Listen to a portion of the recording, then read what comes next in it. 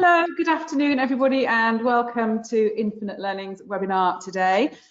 We're delighted to be running this in partnership with Dr. Richard Churches, and today he's going to be speaking about researching and implementing post-COVID learning recovery with teacher-led research. Wow, that's a mouthful, isn't it? And a very interesting topic indeed.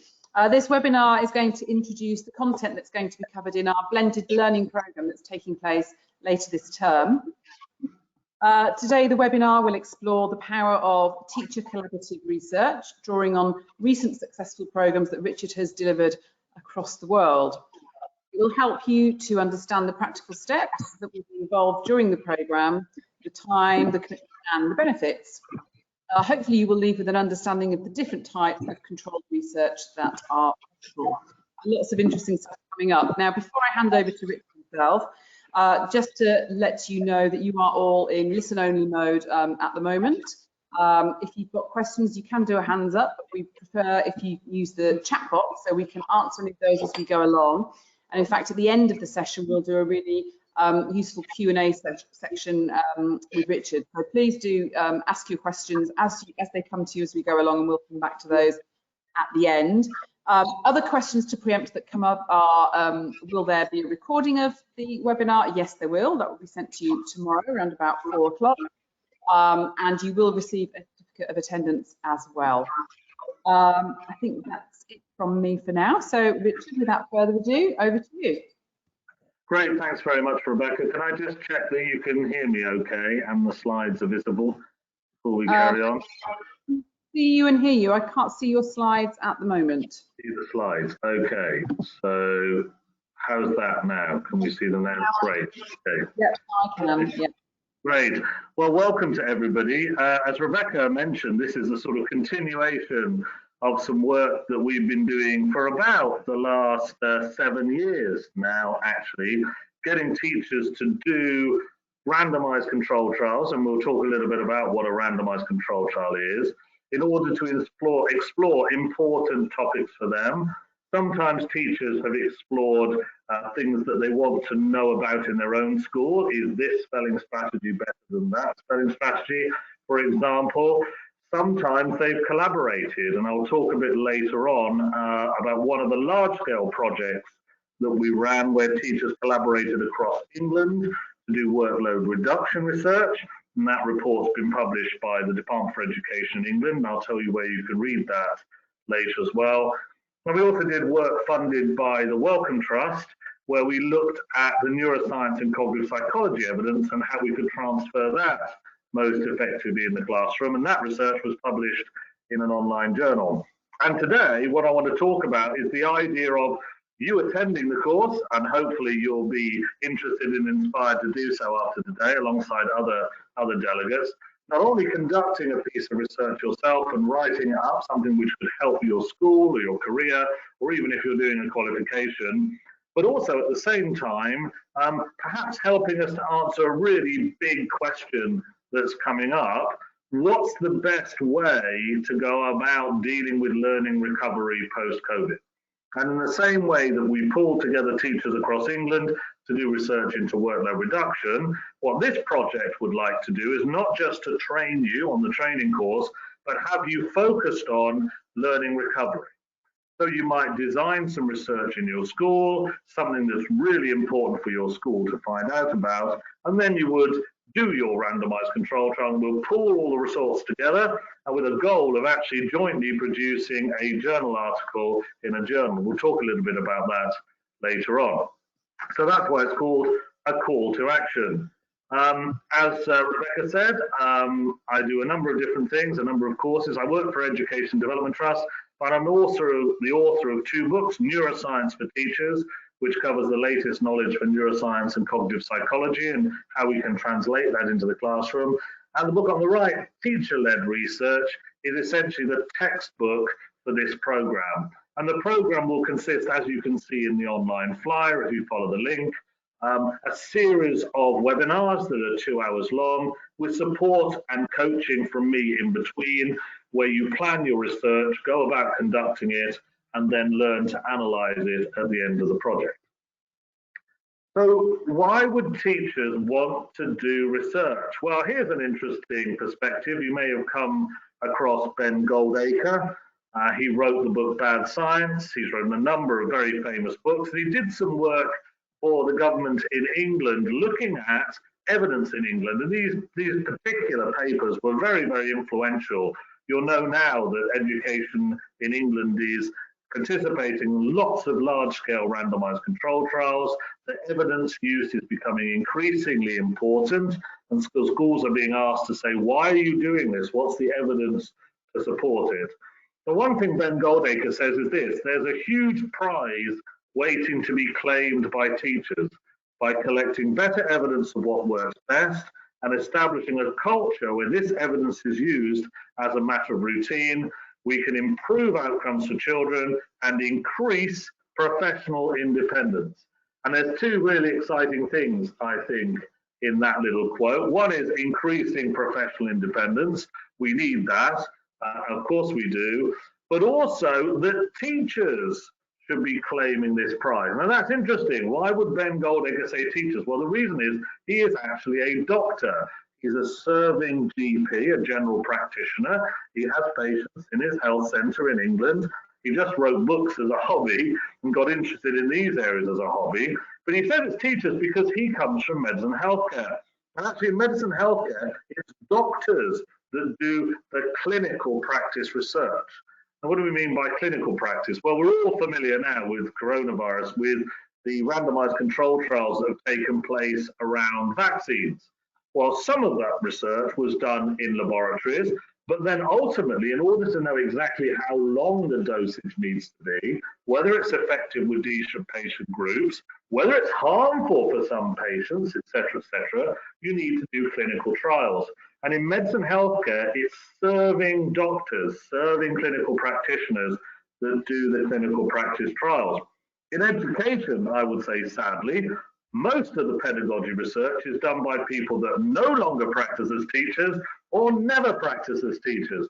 Now imagine how happy I would have been to have had my AstraZeneca vaccination as I did the other day, and actually to find out the research was done people that weren't doctors and or no longer practice as doctors. So I think there's a powerful argument for teachers being serving practitioners.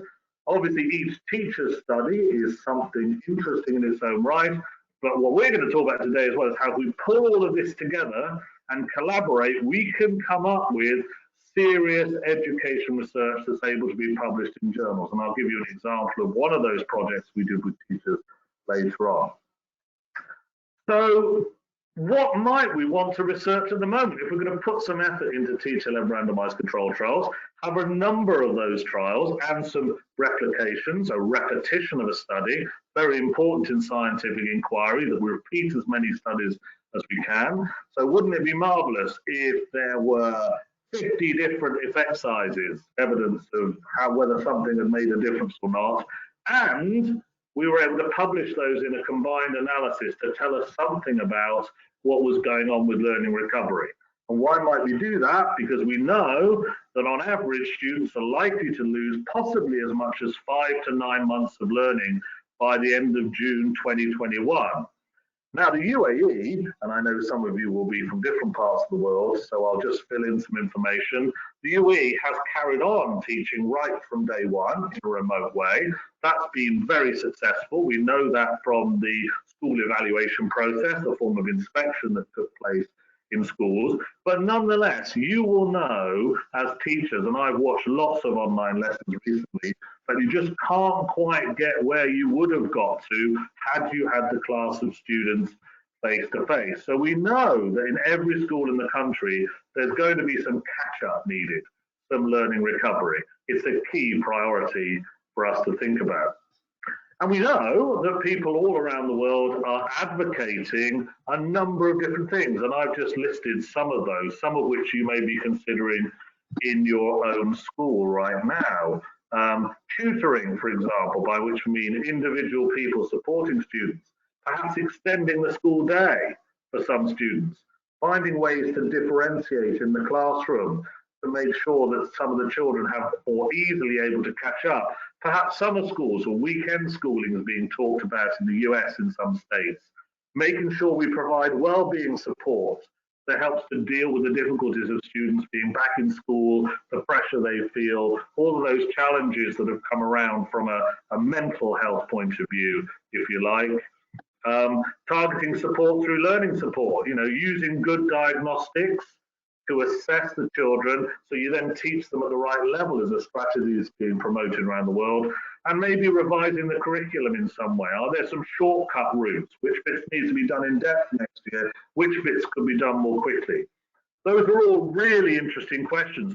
The truth is, we do not have a great deal of evidence for a large number of these. We do know that individual tutoring is very effective if you look at the EF website, but in terms of the other approaches, we're less certain, and we've never, ever, as a global community, entered a moment where we've gone back into schooling after a major pandemic and had to try to do learning recovery. So wouldn't it be interesting to begin to explore some of those ideas and some of the things that you're doing in your school and try and find out if they really were working and what strategy was best, and then communicate that to other teachers. I've just noticed that Paul has dropped in. If you want to put a question in chat, feel free to do that. We're going to be monitoring that all the way through. By the way, I'm going to try and make this a little bit more practical in a moment. I'm going to give you some thinking time. So you may want to have a little pen and a bit of paper to scribble some ideas down once I've explained some concepts to you. Okay, so I mentioned earlier that the focus of our teacher-led research for the last few years has usually been to get teachers to do some form of randomized controlled trial. Now, some of you out there will be familiar with a randomized controlled trial. Some of you will have heard of it but not familiar, and some of you won't know what I'm talking about. So you'll forgive me if I start right from the basics. And what we've got here is a diagram of the simplest form of randomized controlled trial. It's exactly the type of research that's done in medicine and healthcare when we're taking vaccines into clinical practice. But it's not just medicine that uses controlled research, a whole range of professions do, and we're just beginning to realize the potential of doing this in education. So we've been training teachers to do something similar. So you have a population group, which might be a group of children, a group of classes, for example, and then you randomize 50% of those students or classes to either what we call the control condition or to the intervention. Now, the intervention is the strategy that you want to use.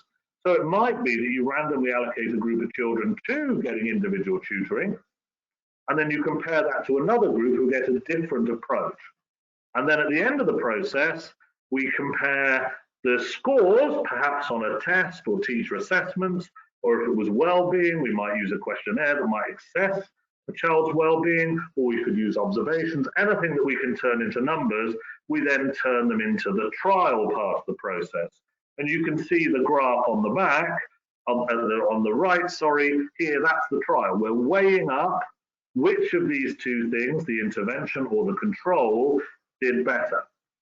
Now, the simplest form of randomized control trial would just have one measure at the end of the period when the treatment's been used, the control and the intervention, but you can test children first as well, and we'll talk about that. And there are lots of different designs.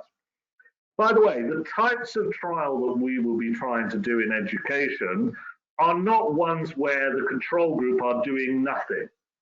If we did nothing with the children, we know what would happen. They just wouldn't learn at all. So what we advocate is rather like a surgeon doing an appendix operation, where you might compare a new appendix operation with the current best practice as the control. We say the best randomized control trial you can do in education is to have your best teaching in the control group, and then the things that you think will be better in the intervention. And that way as well, ethically, you're doing no more harm than you'd normally do, because the control group children are receiving what you would normally consider to be your normal practice. Now, this could be a great way in your school of beginning to explore questions around interventions to help with learning recovery, because many of them can be quite expensive, both in cost and in teacher time. So your head teacher, and some of you may well be head teachers, will want to know, is this the best thing to do? Has it worked? So perhaps over the first term, you could explore with some data whether children really were making more rapid progress as a result of that intervention. If they weren't, then you might say maybe we need to do something different, just like a scientist in a laboratory. So why do a random? Oh, so here's the example that I quoted just now. We can modify that simple design and measure the children before anything takes place and after. By the way, we randomly allocate our participants to the two levels of the independent variables, what we'll call it. You don't need to remember that now. We'll teach you all of this terminology on the course. We'll use randomization to reduce bias. So if I chose which children were going to do the normal practice, if you like, the control group, compared to the new special practice that we think might be better, if I chose them, there could be some bias on my part, even if it's unconscious bias in who did what. And that's largely the rationale for doing a randomized control trial, because by comparing one thing to something else, we can have more certainty that there really is an effect. And also, by randomizing, we can reduce our bias. And here in this case, you can see, because we tested the children first, we knew what they were like before they began the two areas, control or intervention, and we could see what they were like after. So, why do a randomized control trial in education rather than the sorts of research we've usually done in the past? Qualitative observation research, or research where we just measure one group pre and post? Well, our observation alone, as we know in the sciences, can't tell you if the intervention you're interested in is really working or not. And I got an example over here. So on the right, in orange, we've got scores for children who did an intervention. This is actually from a teacher's trial. Pre-test score was a little bit below 40. The post-test score was a little bit over 80. You might well look at that and say, hey, this intervention works. What a lovely slope we've got there. Clearly the children made progress. Well, they did make progress. But you might want to know, as a scientist, would they have made that progress anyway, or was it because of that particular sort of intervention? Well, when the teacher compared the new intervention to the old one, they found this result. And here we can see that the children in the intervention group made exactly the same amount of progress as the children in the control group. So if this was a study that was looking into learning recovery and you spent a lot of school resource on individual tutoring for a certain group, and you found that a parallel group had made exactly the same progress, you might stop and think, aha, should we be spending that money on tutoring when actually it doesn't seem to be doing anything different to something else? So that's the rationale. By adding in the control condition, we can be clearer about what's going on. The other type of results we might find in this type of study, I've got some examples here.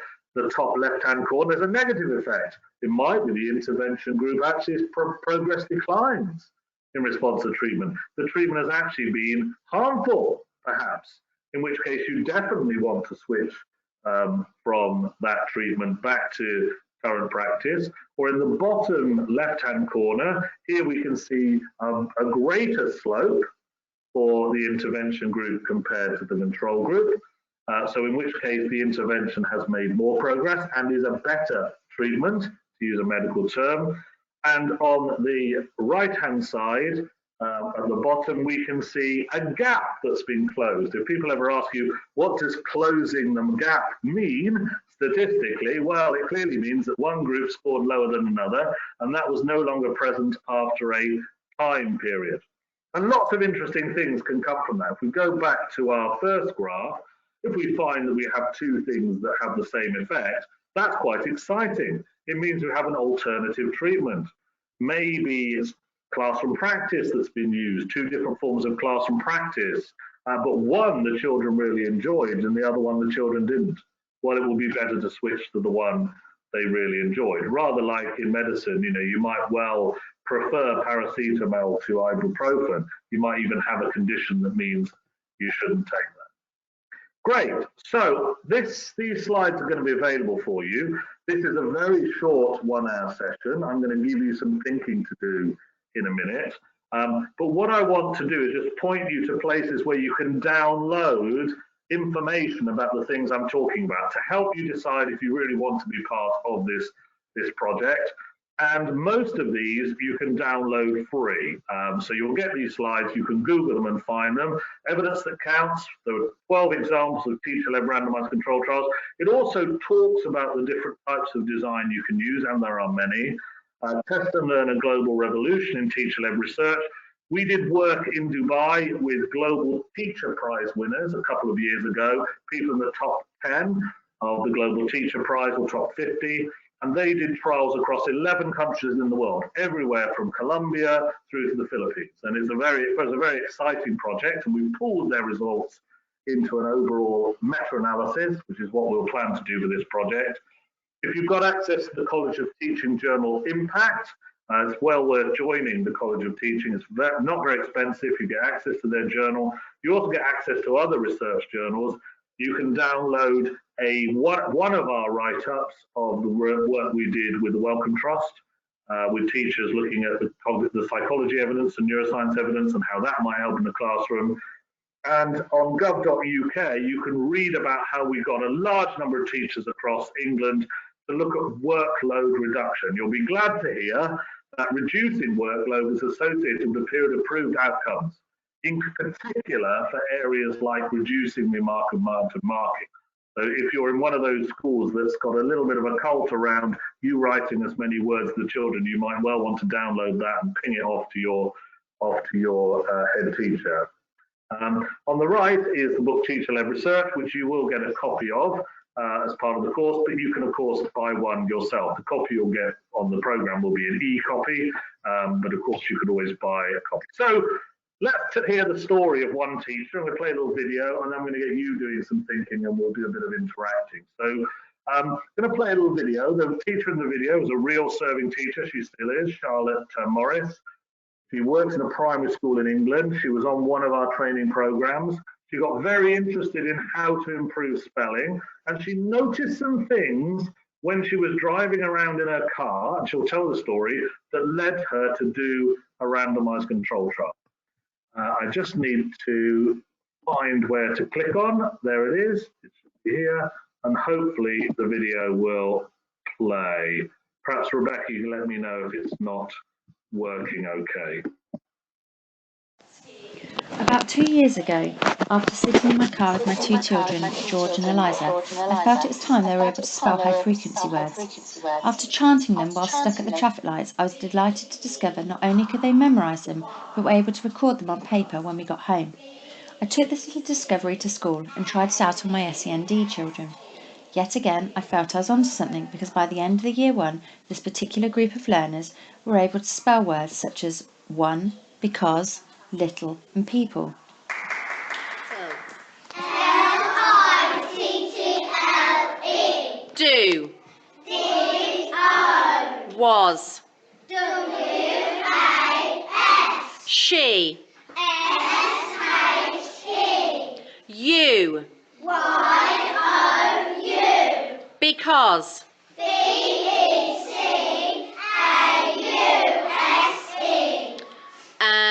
Very. V-E-R-Y.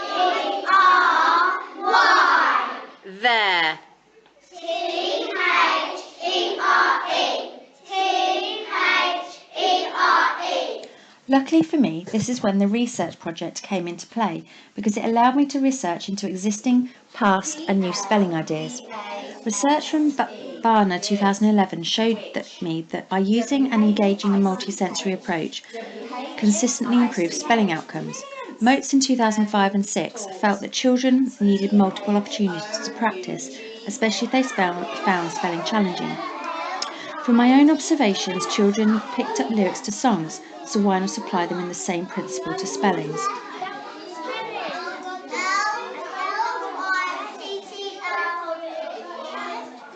Having selected 3 single-form entry schools from around the country, we decided that all pupils from the class would participate.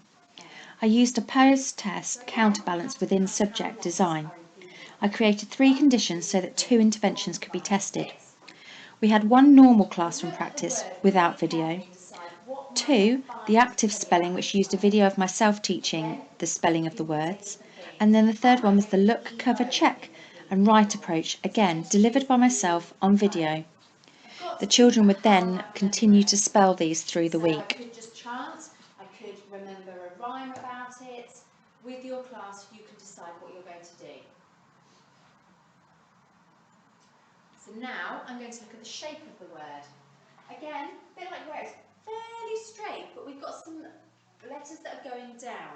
So we start with this, goes back up, across, got a little bit of a tail for the L. Little. Little. SAID.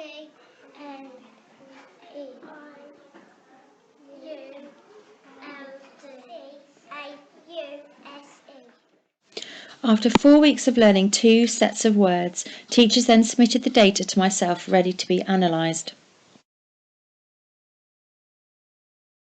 Stopping that, hopefully you can hear me again, Rebecca. Are we all hearing again? Hopefully. Yes. Great. So very interesting study that. What she did was she actually compared 3 things. She compared their normal spelling strategy in class. She compared the active spelling where the children made up songs and actions. And she also used look, write, cover, check, which is a strategy where the child looks at a word, tries to remember it, writes it down, and then checks to see if they got it correct.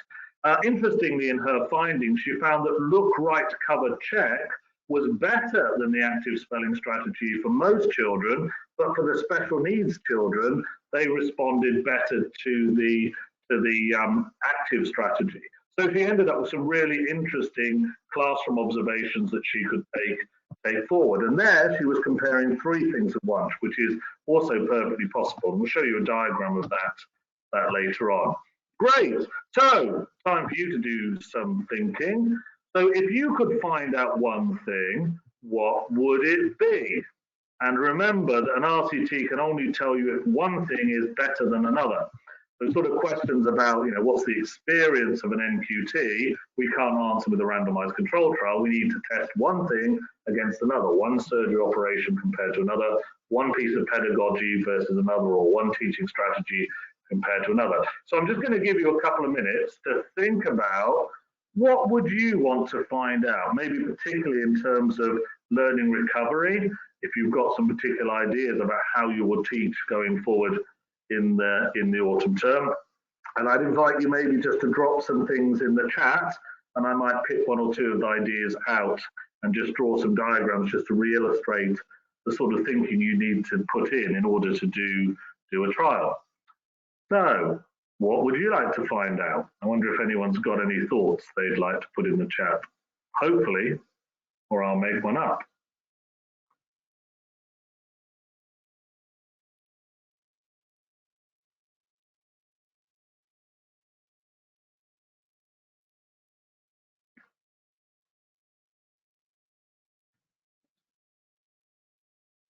Nothing coming in yet, Richard, but I'm guessing people might just need a little bit of thinking time around this. Okay, that's fine. We could take a minute or so.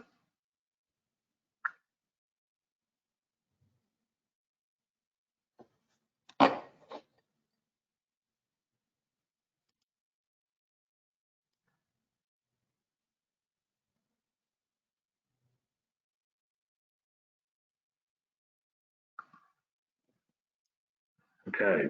Well, one thing I'll just drop in while you're doing your thinking is it takes quite a long time to come up with your research ideas. So don't worry if you haven't got one yet.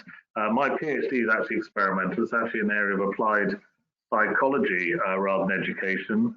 And it took me about 2 years to come up with my research design. Obviously, you'll need to come up with one a little bit quicker than that in time to do your trials in the autumn term. But this is the hard part. What is it you'd really like to know? Is this better than that? In my own classrooms, maybe across the school, etc. Well, while you continue to think, what I'm going to do is I'm going to pull up a whiteboard and just go through my thinking about one of these sort of areas. So I'm hoping now you can see a whiteboard. Can you see that, Rebecca? Not just yet, no. Okay, let me just check on this. Show my screen. How about that now? Yeah, perfect. Always good to check in. I'm more used to using Zoom than GoToMeeting. So, okay, so let's say I was interested in,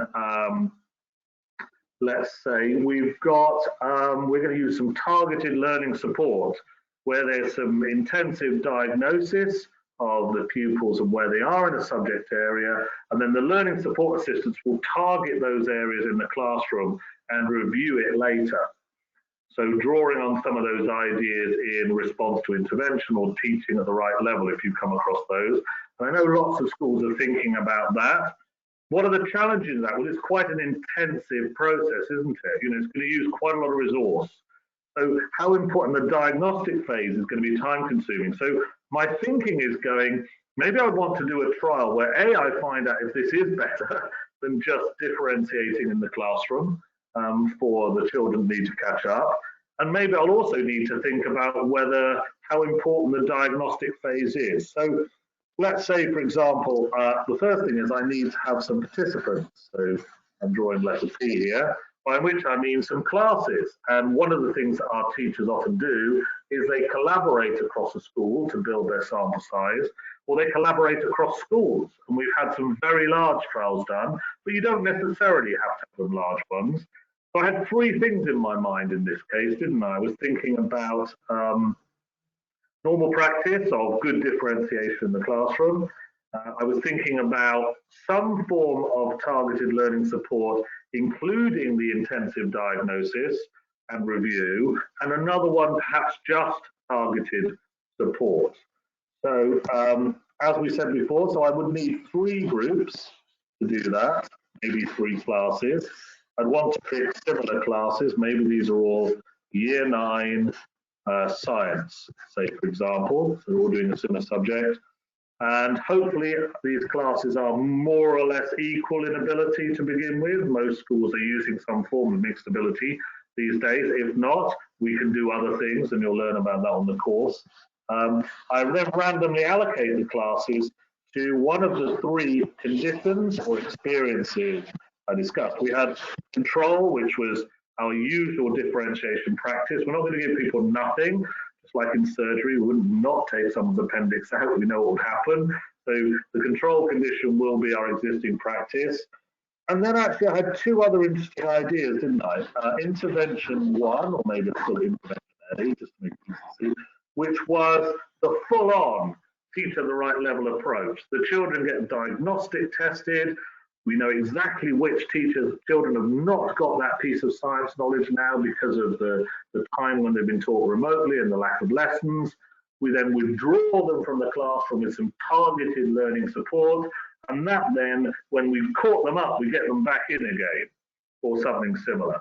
And we try to make sure they don't miss out on the lessons as well. So we've got to find a way of balancing that. Maybe because that's quite intensive, instead for maybe intervention B, I compare the children who are getting some learning support in addition based on the teacher's view, but without, say, the sophisticated diagnosis to see diagnostics to see which one is worth doing in terms of learning recovery. And the trials that you will be looking to design will not be 6-month-long trials at some of the large prestige program trials in England. The trials we get teachers to do are anything from 1 lesson to about 4 weeks. The idea being that you focus intensely on a period, you control as much as you can with it to keep the lessons similar apart from experimenting, and very quickly you'll end up with a result to tell you whether you should move forward. And this is completely hypothetical, so please don't quote Richard Churches as saying, this is now the answer to this research question. But what if we had, say, a pre-test and a post-test? And what if we found that the control group did this, they'd all made progress. We found that intervention B was better than just normal practice, but intervention A was even better. We may say, actually, targeted learning support in the classroom rather than withdrawal and diagnosis is better. That might lead you to begin to think about changing your approach for next term. And what you could do, if you're being sophisticated, go on and do another trial next term to see if that's replicated and if it's the case. So that's an interesting variant. Of course, I wonder if we've got any other ideas come in. It's fine if you just want to listen. I've got plenty of ideas. We've done over 600 teacher-led RCTs around the world, so there's no shortage of thoughts in my mind. So please feel free to just listen if you want to. And the next question, of course, is once we have, and hopefully the slides are up, once we've done that, the question is how are we going to measure the outcomes at the end or at the beginning and the end of our trial? And so that's the next big question. So you'll need to spend some time to think about the trial you're going to design. You'll need to plan lessons, just like you'd normally plan lessons for control and intervention. You'll need to work with the children in class, and you'll need to have some form of assessment. Now, the assessment could be teacher observation, could be teacher grades, or it might be appropriate to actually give the children an actual test. Of course, it depends on the content and the age of the children. And there are lots of ways we can refine our research further if we want to, by getting other teachers to mark that work. So they're blind to which of the two conditions the children were in. And then we're starting to get to be much more sophisticated. Okay, so the basic structure for the training that we deliver is the simple version. If you go online and download the flyer for the online version, you'll see it's broken down into some shorter steps, but this is the big picture summary for you. You'll get some pre-reading that will get you on the same page in terms of what we're about to do. You'll read a couple of the first chapters from the book. There'll then be a webinar to help you meet other colleagues that are researching all around the world, and we don't know what countries you're from yet. We will do when we download the video later and see who came to the go-to meeting. From that, you will go on to have some more readings, some more webinars. You'll begin to think about your research design, and then you'll create a research protocol. That's the description of your research, and we ask you to sign that off with your head teacher and also send a copy to me so I can give you feedback. That's acting as our sort of ethics committee, if you like, if you're familiar the way education research acts. Our work with Oxford University on this suggested that the head teacher can be the point of informed consent, although some schools do like to involve the parents in the process. But the argument for the head being able to give consent is if you're doing nothing more than good practice and trying to improve that practice, you wouldn't normally give the children the right to withdraw from lessons or do tests as appropriate. But that's a question for you to explore when you get to that point. Once you've fed back on your research, and we'll be aiming to get that done in time for you to do your first trial in the autumn term of this coming academic year. You conduct your trials probably over a 1 to 4 week period, depending on what it is you're interested in studying. And then we'll teach you how to analyze and write up your results. And you can see a little image in the top at the top there, a little bit of yellow and red. We've got some very easy to use Excel programs that will calculate all of the statistics for you and even write your results paragraph. And in fact, they do that faster than I can describe it.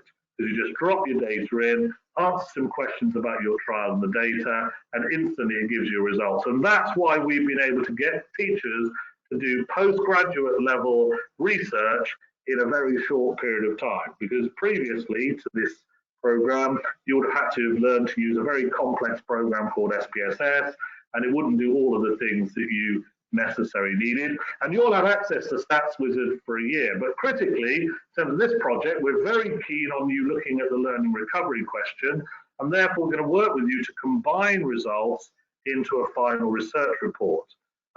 By the way, here's an example of another type of design we could use, within participant or repeated measures design. Here you can see we still randomly allocate participants to both control and intervention, but the control group, after having done the control condition, the ordinary practice, then go on to experience the intervention, whereas the other group do the intervention first and then go on to do the control, but the results are amalgamated. We have lots of these types of designs. There are some limitations in where you can and can't use them, but teachers find them very effective because both groups have had both treatments. And so that helps to get some clearer results. And some teachers and schools prefer that because they feel then that both classes have been advantaged in the process. We don't have time to talk about that one at the moment, but it's all part of the training program which you will receive if you sign up. So returning to the design that I created, maybe just to tie that little bit off a little bit, here we had our three condition within between we would call it, we're comparing different groups, simplest form of randomized controlled trial. So here I had this first group did the control, this group did intervention A, and this group did intervention B. Well, what could happen then is this group could then go on to do intervention A, and then intervention B, and this group could do B, and then C. Now, the reason we muddle them up, we call this counterbalancing, is to control for what we call order effects. People have this nasty habit of learning in spite of the input they're given. And if you do something twice, you just get better anyway. By jumbling these up, everything's been in first, second, or third place, and then we can put our results into a graph at the end, which might then show something like this. Oh, I'm having that to be red. And we amalgamate the results. Now, one of the big advantages of the within participant design, as we call it, because the results are within each person. If you imagined a child here doing control, intervention A, intervention B, that's the same child. So the change is within them. Now that's very helpful because in the other type of design, we were comparing different groups. And of course, groups could be different just because they're different children. In this case, the same children have done all the things.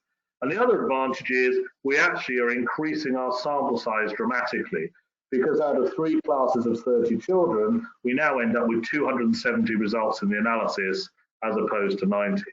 So that's a very interesting study. If you download the free booklet from our website, Evidence That Counts, you can read about these different designs yourself and the advantages and disadvantages. And there are many more types of research design that we'll be exploring on the training. The other thing that you'll learn to do, and there are templates that will help you with the research design and with the poster design as well, you'll be learning how to write your results in a research conference poster.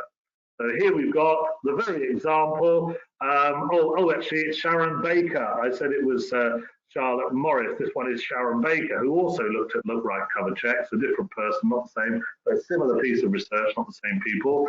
You can see they've got one of these within participant designs with 3 different conditions in different orders there.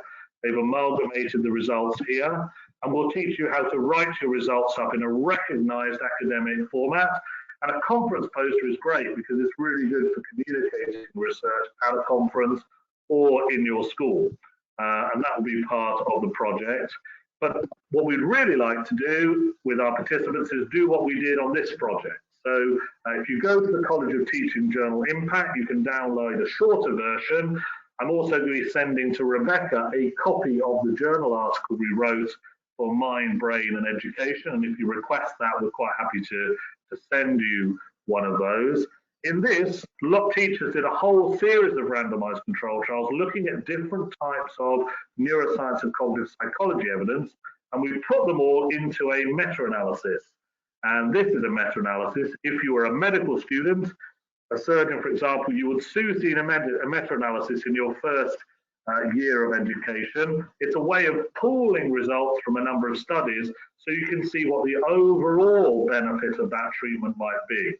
And I'm just going to teach you how to read it. It's very, very simple, and then you'll get the concept of what we'll be aiming for with learning recovery strategies. So down the center is the number 0. There's a line here, it says 0. Above that, it says effect size. And effect size is the strength and the direction of any change. So you could have a positive effect. In other words, children in the intervention got better compared to the control, or we could have a negative effect. The control group did better than the intervention. And that particular sort of change is illustrated by the dot how far to the right or left it is, and whether it's on the right or left. So here we can see a positive effect, this first dot at the top. Down here, about this far down, we can see a dot to the left. The dot to the left is a negative effect. So if you see something to the left, children in the control group did better than the intervention. Something on the right, children in the intervention did better than the control. The other thing we can do in one of these is we can put these error bars, looks like a bit like cat's whiskers, either side of the effect. And that's a measure of reliability. It's actually called a confidence interval. And it tells us if we were to repeat this study 100 times, where might we expect to see that effect in 95 out of 100 repetitions of the study. So therefore, if that's the range we might expect in 95 out of 100, just like 100 darts throwers throwing at a dartboard, the spread of the darts will be how reliable they are. Further the spread, less reliable, narrower the spread, more reliable. So where we've got a dot here, and we can see one here with a pink line, rehearsal versus retrieval, look right, cover, check. So looks was look right, cover, check, being used compared to retrieval practice. It was better than retrieval practice with quite a reliable effect size. We might say that's very interesting. And if we look across our meta-analysis, what we call this type of graph, we call it a forest plot. As if it was a group of trees lying down, you wouldn't be able to see the wood for the trees unless you look deep into the forest at an individual tree. We can look at the pattern of the trees to tell us, and we were very lucky that we had a lot of replications of retrieval practice, and you can see them in the blue band here, about 25 or more replications. And what was interesting is that retrieval practice overall had a positive, reliable effect on pupils' outcomes, but in some cases it didn't do quite so well. And at that point, you might want to drill down and see what were the areas where it wasn't quite as effective. Is it because of the year group that was used? Perhaps it was the subject area, etc., etc. We did find that strategies that sought to improve metacognition and attention all had a positive effect.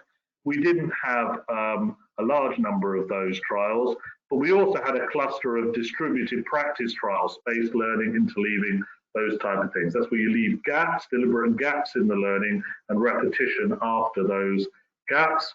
The meta-analysis can also tell us what the overall effect is, and that's the dot in the bottom.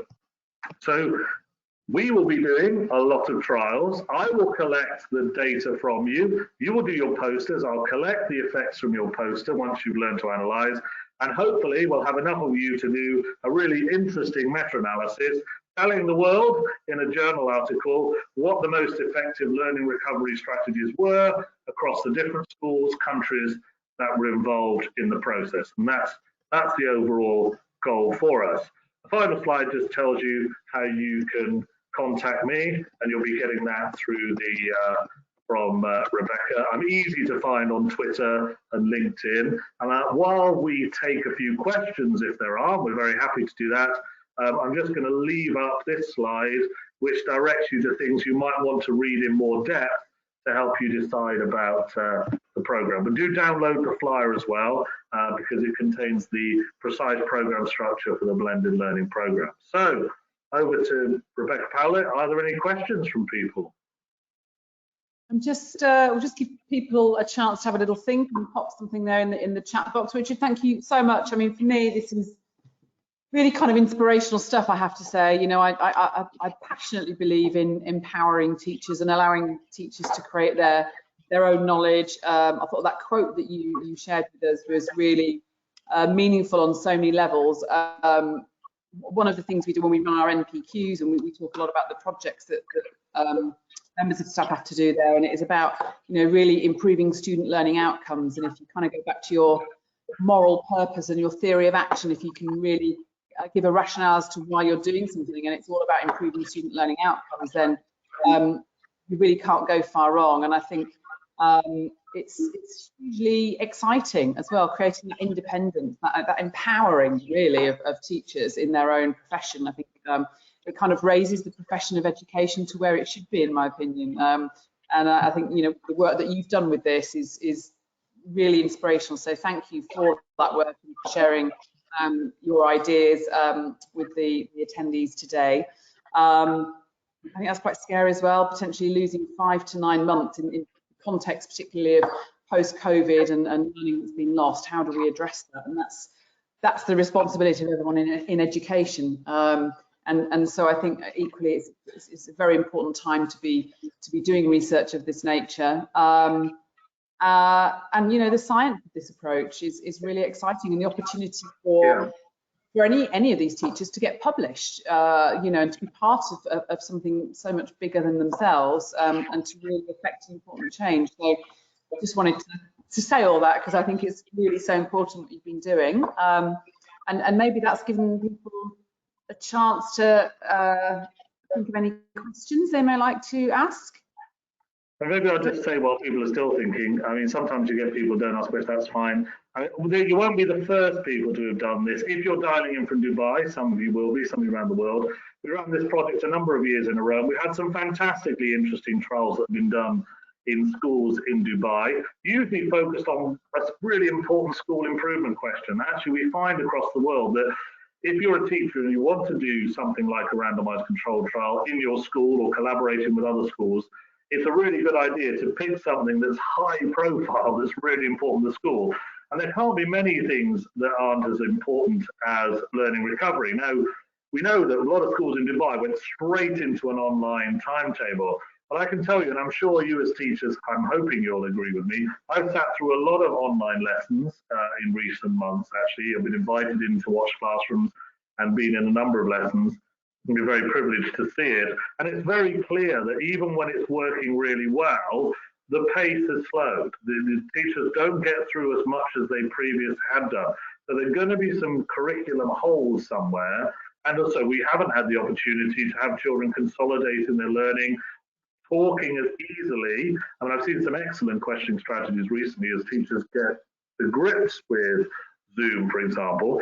And it might be also that you might be interested in doing some remote, or maybe your school is still doing remote and blended learning when it comes to next term. Maybe things will change. Maybe schools will lock down again. In England, schools were locked down until quite recently. So a number of our teachers involved in the latest Wellcome Trust project, and we've been funded again to do science pedagogy research with the Wellcome Trust.